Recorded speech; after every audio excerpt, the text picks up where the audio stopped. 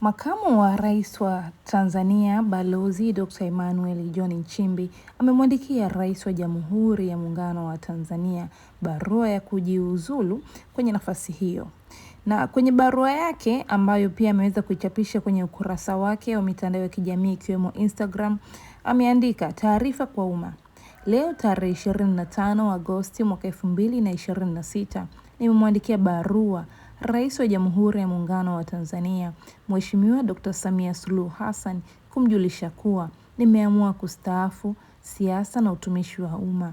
Hivyo, nitajiuzulu nafasi ya makamu wa Rais wa Jamhuri ya Muungano wa Tanzania kwa kuzingatia ibara ya 50 kifungu cha pili C ikisomwa kwa pamoja na ibara ya 149 kifungu cha pili ya Katiba kuanzia tarehe 4 Septemba mwaka 2026.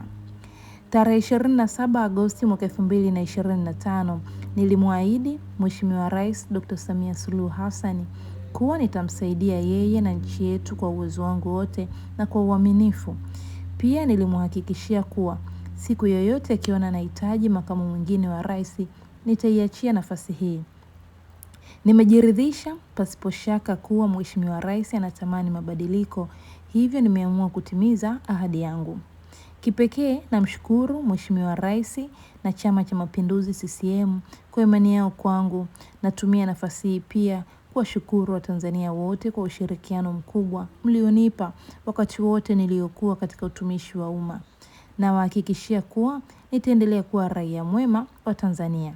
Akamalizia na sahihi yake, alafu akaandika Balozi Dr. Emmanuel John Nchimbi, makamu wa Rais wa Jamhuri ya Muungano wa Tanzania, chini akamalizia na tarehe ya leo, yani tarehe 25 Agosti mwaka 2026.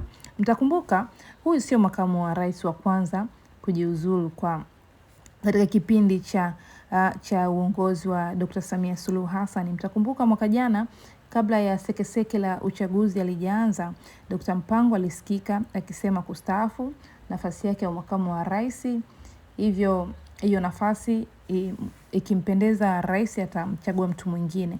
Na baada ya kikao cha Baraza Kuu la Chama cha Mapinduzi kumteua au kumchagua Dr. Samia Suluhu Hassan kuwa mgombea wa urais wa chama hicho, Mheshimiwa Rais aliweza kumchagua Balozi Dr. Nchimbi ili aweze kushika kijiti hicho na wakafanikiwa kushinda na mpaka leo anavijiuzulu.